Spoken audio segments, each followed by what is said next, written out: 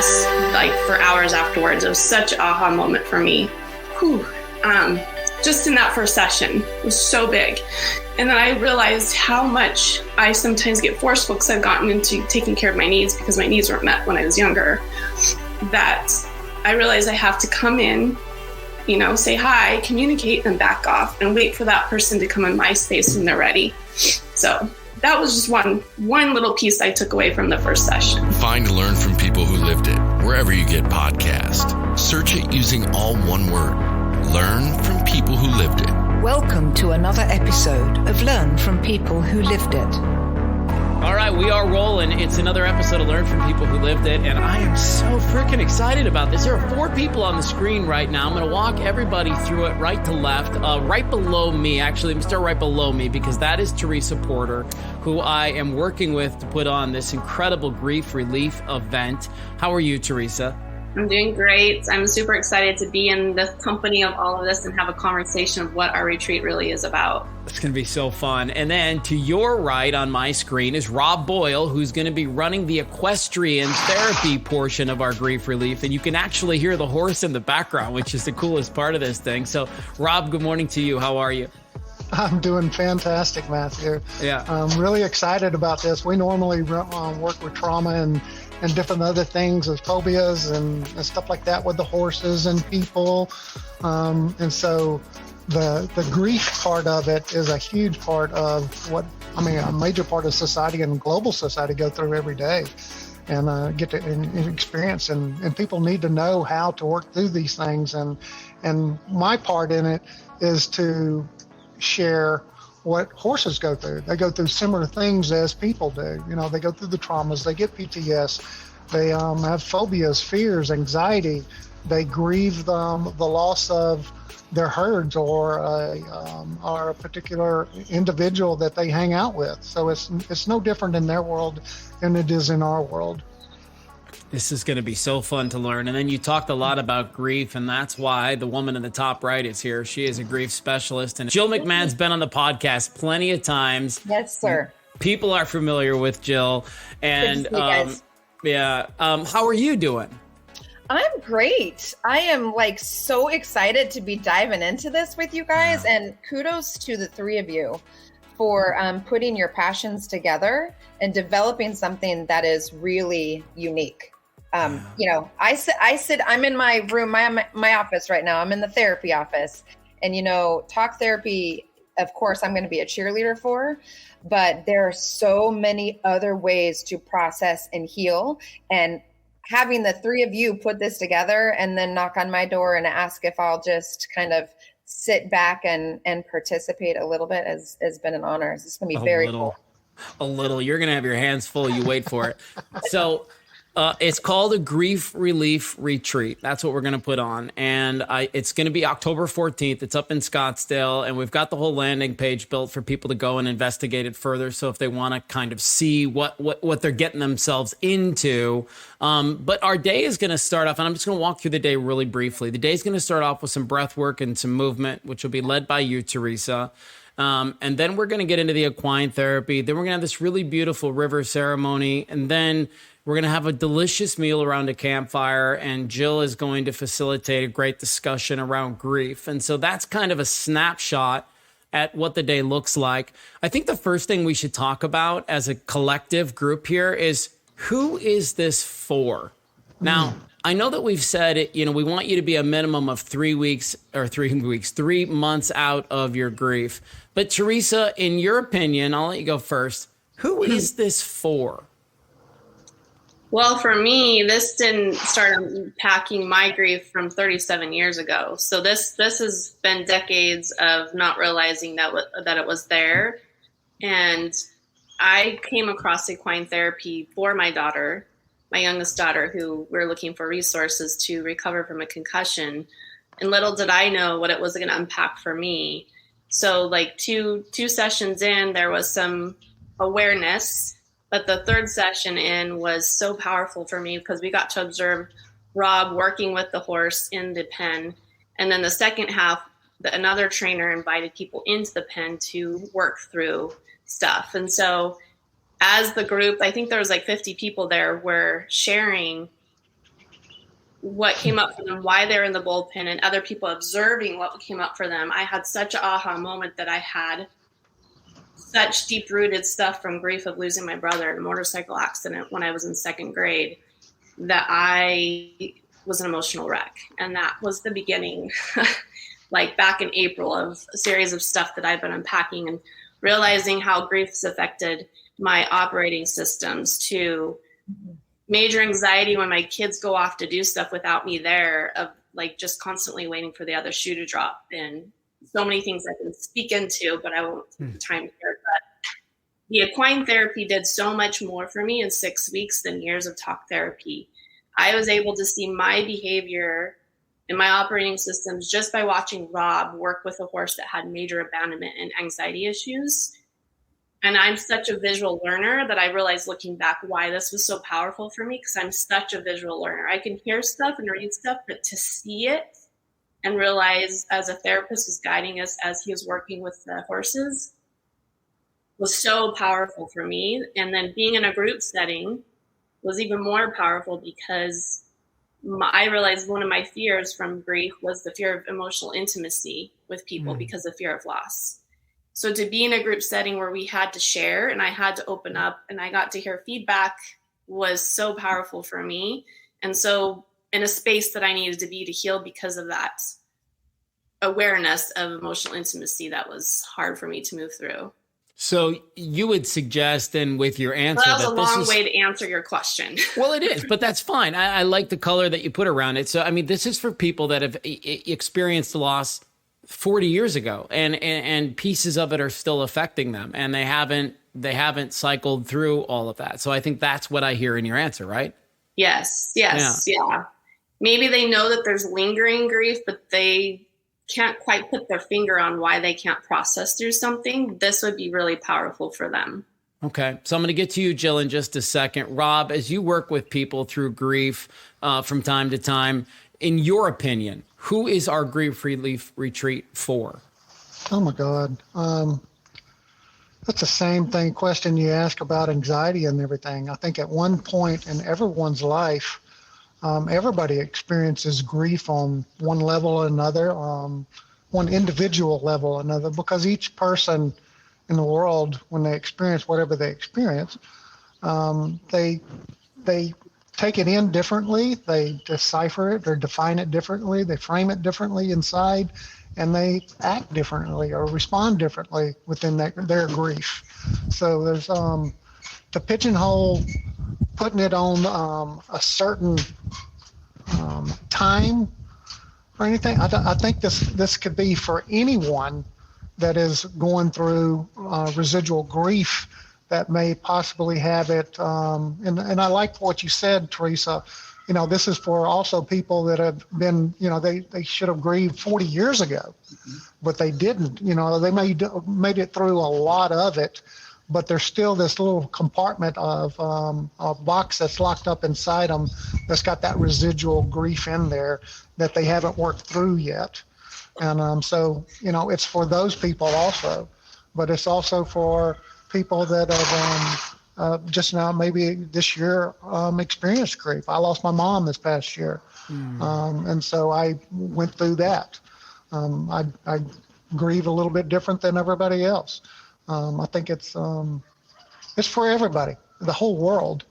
But like Dr. Jill said, there's a time and a place when you're ready for a program like this, or even going to a psychotherapist. You know, you've got to have your own individual time and place in order to work through some things before you're even ready for counseling or therapy or a program like this right here. So that's my point of view.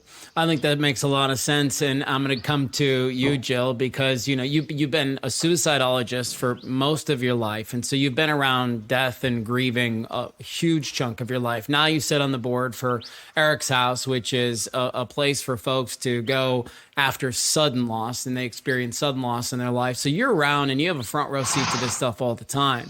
So in your expert opinion, who's best served coming to a retreat like this, Jill? I'm going to answer that question by telling you who is not necessarily the right candidate for this retreat. I would say, Rob did a great job of saying everybody grieves differently. And I think anybody who's tuning into this can wholeheartedly agree. I don't believe that there is one timeline for grief, but I do know that for some, especially those that are still living in immense pain, that are possibly still in a state of shock and denial, that haven't really started peeling back those layers of agony because you're really just trying to get out of bed in the morning and you're trying to remember to eat and to take how many breaths in 1 minute. For that group, this may not be the right fit yet. I'm going to say yet, because that is really acute pain. And until that acute pain is kind of cleaned up a little bit, this may be a really tough spot for you. But I don't necessarily want to put a time limit to it, right? Because I know that one survivor that is 3 months out can be functioning very, very well. And another survivor from whatever trauma, from whatever loss, from whatever grief can be 3 months out and truly, honestly, is putting two different colored shoes on their feet in the morning, right? Mm-hmm. So I just say, look internally. I mean, I feel like this retreat is so beautiful and it is going to be healing in so many non-traditional ways. I will be the first person to tell you that talk therapy is not the end all, ladies and gentlemen. I love what Teresa said earlier, right? The 6 weeks that she had with Rob were more helpful to her than years of talk therapy with a counselor. Mm-hmm.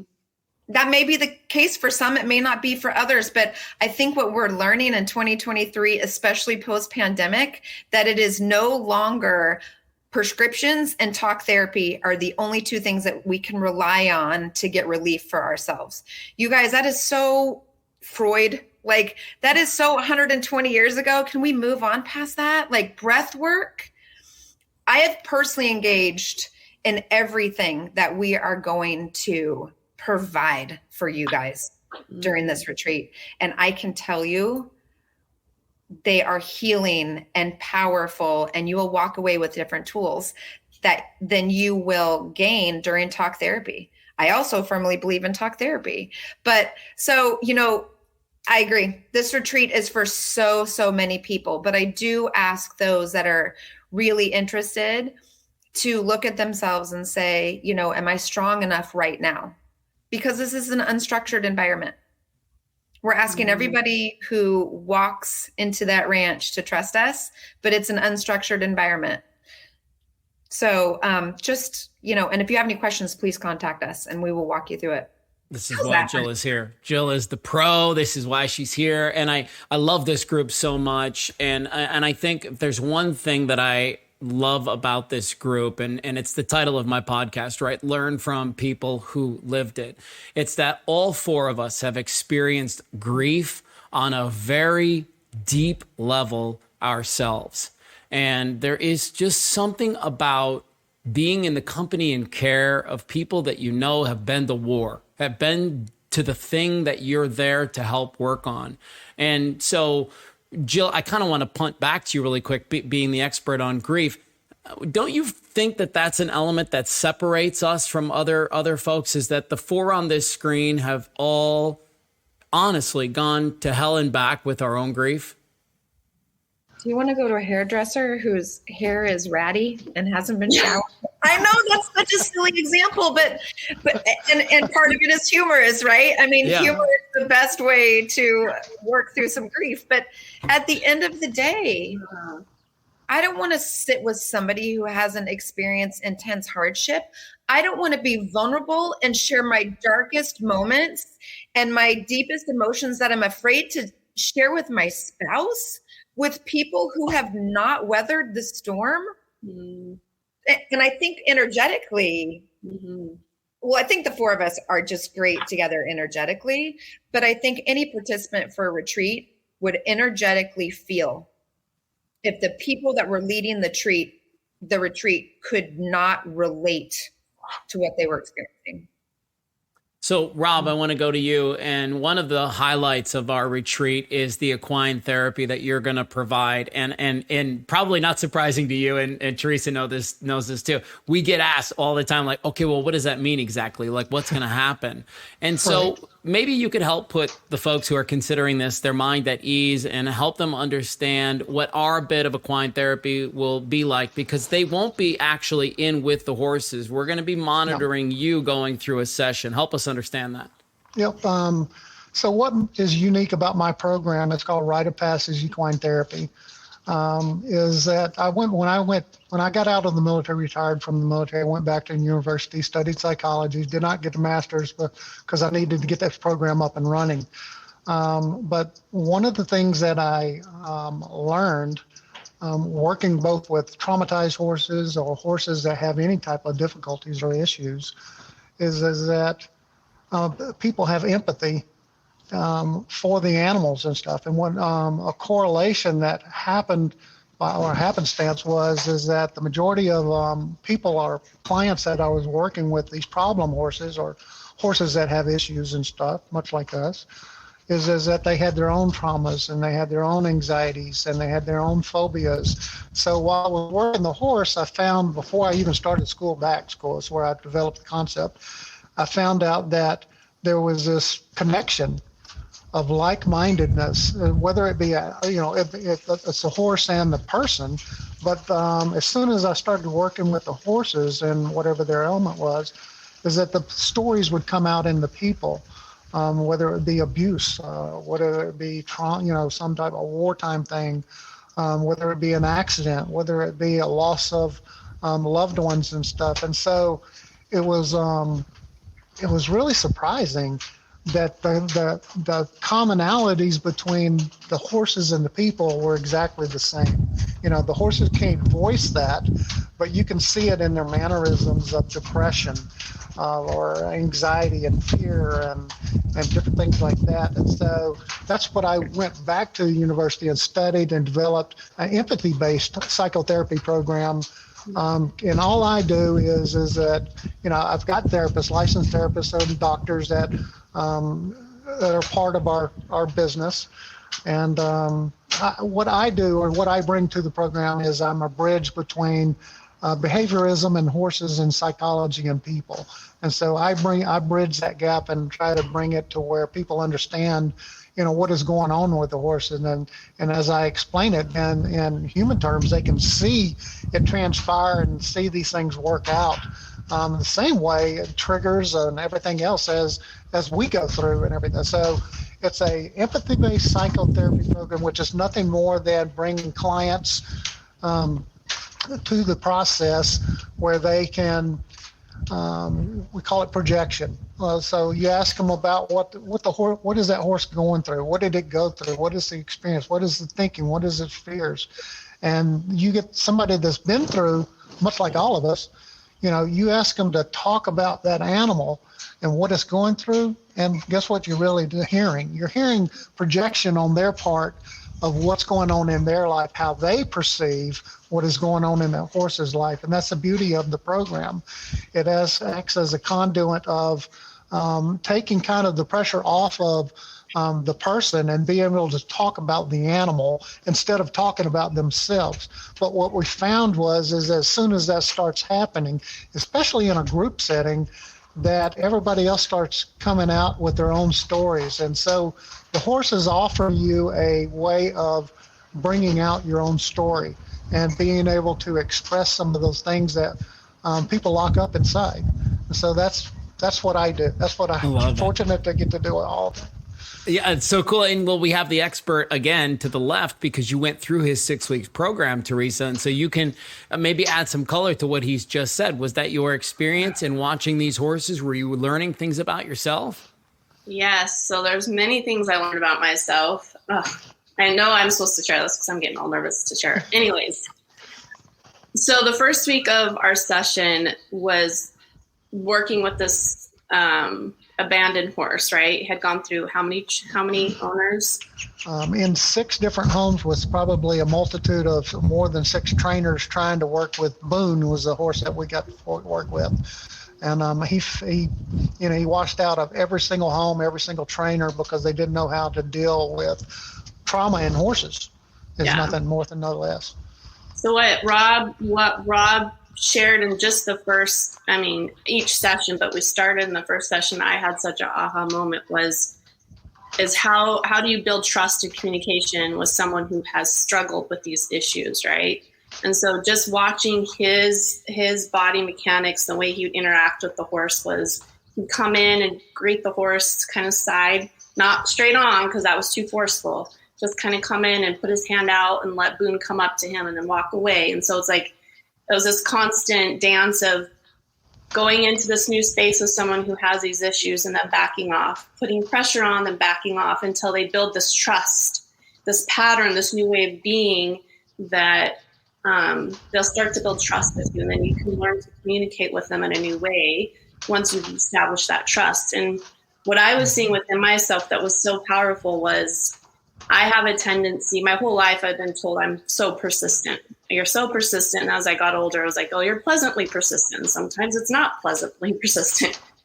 But I think that there was a connection for me in me dealing with grief. If I got to a place that when I was younger, dealing with grief, some of my needs weren't being met because of what was going on, what my parents were dealing with, right? And so I got to a place of where, well, I'm just going to take care of myself and I'm going to take care of my needs, right? And so that's where I could get very forceful and like, this is what I want and I want to take care of it and I'm going to do it myself.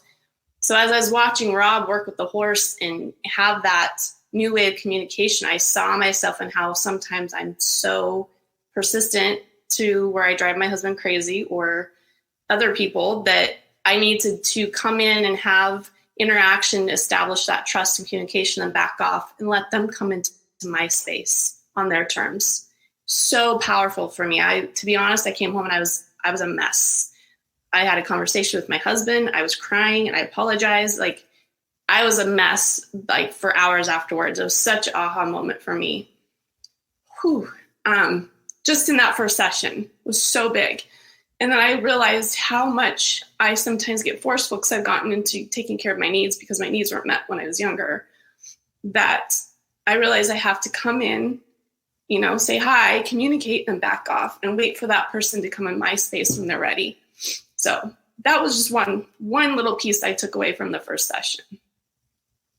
Incredible. I am so excited for this after listening to Teresa. Just that girl, thank you, A, for sharing that, because Bob did such a good job practically of explaining his skill and what he does, and you just gave it real experience and emotion, and now I'm understanding it even greater. That was beautiful. Thank you, girl. Yeah, I couldn't agree with you more. And that's really our intention the whole day, is to give you just experience after experience where you can start to unlock these things for yourself. Because maybe you can speak to this, Teresa, not to keep putting you on the spot, but how has coming to understand that then, how have you been able to work with those thoughts, feelings, and emotions to make a life that you want for yourself? I'm still finding my new ways of being and new ways of unfolding things. So I feel like I'm unpacking so much, and the foundation that I thought I knew has been totally like taken away from me, which has been very scary and vulnerable. There's so many moving pieces that I had to stick to, trust the process. Like I'm learning a new way of being in so many ways that now I'll start a conversation. And another thing from people sharing in the group was like, learn to read the room more. I'm trying to remember, Sean, one of the participants said it, like the pacing, like get into the rhythm of feeling what's going on around you so that you know how to have that coming in, taking off pressure. Right. And so when I find myself trying to push my agenda too much because the fear of things are so uneasy and I don't know what's going on that I have to trust the process. I just have to back off and be like, okay, trust the process, like let things unfold like they're supposed to, right? That I will be taken care of. So I'm still learning it, but I'm much more aware when I go into that energy of push energy rather than like feeling what's being called or what's coming my way and not pushing my agenda. Does that answer your question?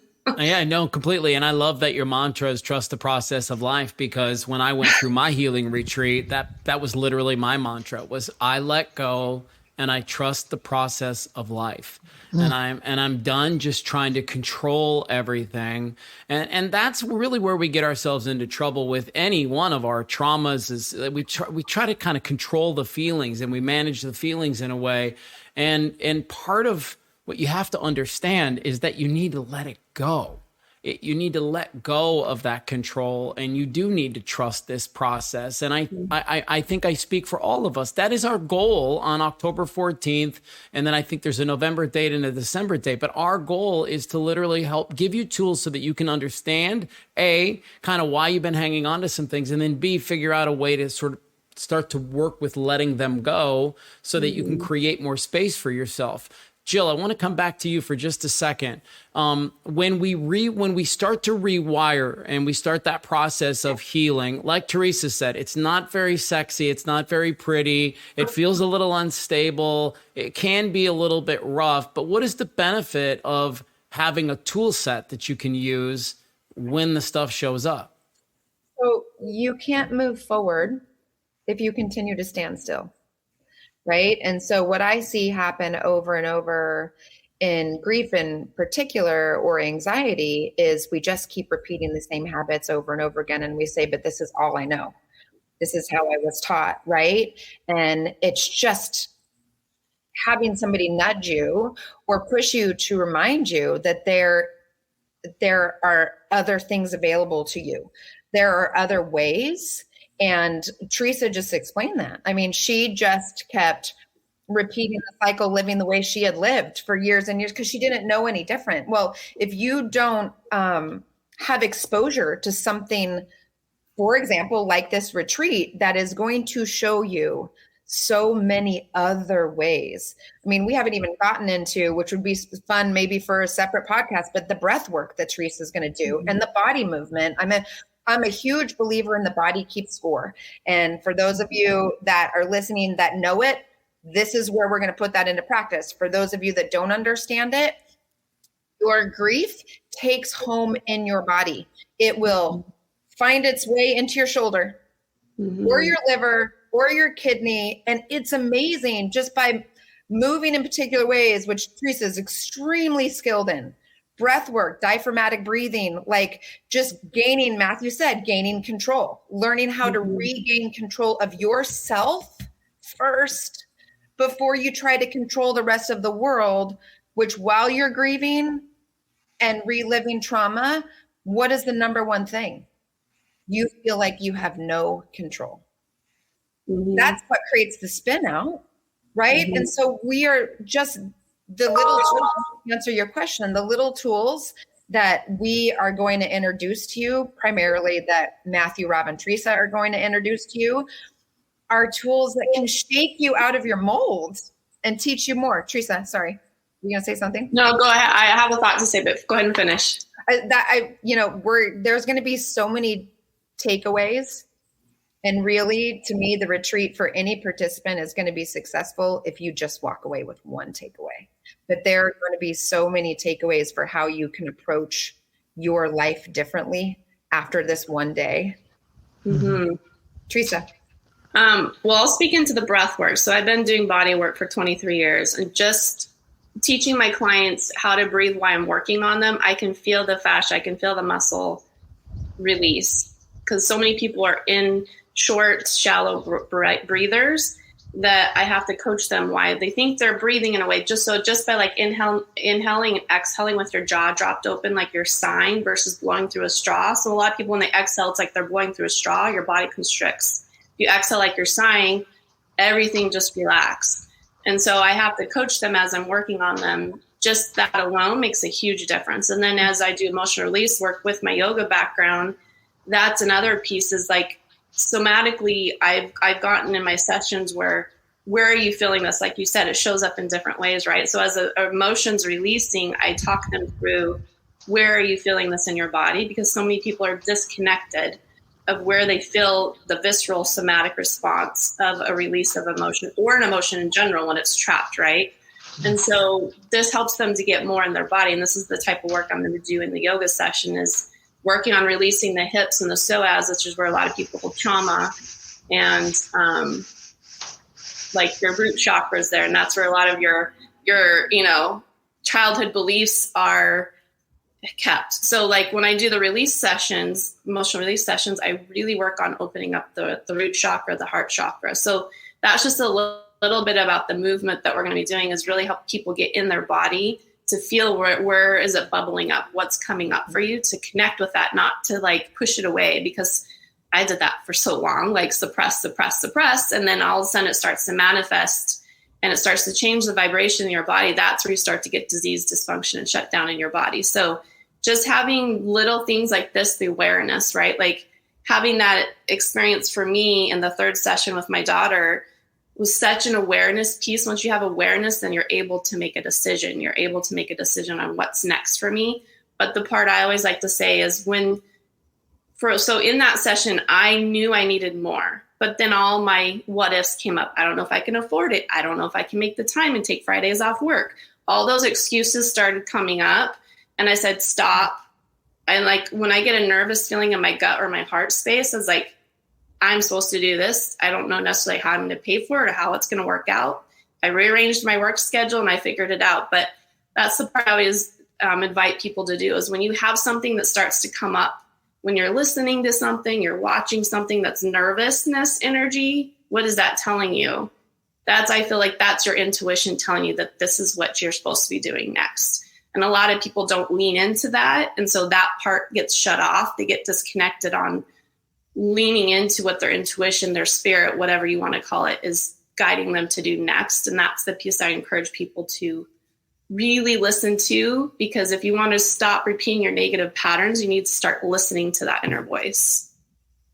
So we'll start to wrap up here. Rob, I want to come to you and say, who is that beautiful horse right behind you? Is that? She's another BLM horse, Bureau of Land Management, wild Mustang. And much like Boone's story, she was tore out of her environment. So the grief story that we're going to tell is that, I guess in the DSM-5, they talk about grief has to be, or prolonged grief has to have death. But there are other types of grieving, and you don't necessarily have to have death in order to grieve through a process. You can grieve through a divorce. You can grieve through moving away from a place. You can grieve from being like her, torn away from your herd and your environment, and then it's much like trafficking. And put into jail, because they've lived free their whole lives and stuff. And so she came to us after she was in 4 different homes and a lot of different trainers. And she didn't make it through those homes. So this was her last chance right here. And she's she's beautiful. She's just a drop dead gorgeous horse that's got her foot in the bucket right now. But she has calmed down, because I haven't put any pressure on her to bring her out. I just let her be her, let her do things in her own terms and time, and so we'll use her in the grief session and some of the sessions that are coming forth over the next month or so. We'll use her in those PTS sessions as well. So that's Adara, and Adara is who we're going to be using. But everybody will get to see Boss too. That's great. It's really going to be a fabulous day, guys. We've been thoughtful about how we put this together. We think 1 leads to 2, leads to 3, leads to 4, leads to you going home with a whole set of really great tools. And everything will start with a pre-Zoom session with myself and Teresa and Jill. And then we'll have our retreat, the dinner. We have the river ceremony, which will get you to and from. We're going to gift people really nice journals that they're going to be able to take home. We're going to gift people a yoga mat that they're going to be able to take home. So there's going to be some neat pieces to this thing. And if you really listen to us today and you say, you know what, this is for me, this is what I need to do for me, then we have the link in the show notes. And I encourage everybody over to just hit the link right now. Sign up for it right now. Do it today. Don't second guess this another minute. If grief is in your way, allow us an opportunity to move it, or at least help you create some space for something different. We'll start kind of how we did. And so, Teresa, any final thoughts from you as we wrap up? I'm just going to circle back to what I said last, is if you're feeling that nervousness come up, that maybe this is something that you need to look into, or this is for you, like Mathew said, don't hesitate, make it happen. You know, I always say people spend their time and money and resources where it's a priority for them, and you're a priority, right? So if you've been holding out on doing self-care and helping yourself heal, make yourself a priority and sign up for the retreat if that's what's calling you. Beautiful. Rob, final thoughts from you. Oh my God, I'm just excited about doing this. This is the first one that I get to do with horses, and so that brings me a lot of joy that we can reach a slightly different population with the same stories with the horses and everything. So it's just, you know, if you want to learn how to deal or learn how to communicate with not only with other people and yourselves better, come see us and watch what we do with the horses and stuff. And hopefully we give you some tools and thoughts and, you know, to go home and start that healing journey. I love it. Jill, we turn to you for the final thoughts and the final finale. Go ahead. I will say that I think all four of us are looking forward to hugging each and every one of you physically and emotionally. And we could not thank you for trusting us more. Amazing. October 14th is our first one. There'll be 2 more dates after that. The link is in the show notes. Go hit it right now. Go sign up right now. And we'll see everybody on the 14th. Thank you guys for your time today. Thank you, Mathew. Thank you, guys. We have 3 goals with Learn from People Who Lived It. 1, to help you feel less alone. 2, encourage you to seek out a coach, a therapist, a church, anyone who can help you get through your journey and find some healing. 3, when you're ready, share your story with us. Find Learn from People Who Lived It wherever you get podcasts. Search it using all one word. Learn from People Who Lived It.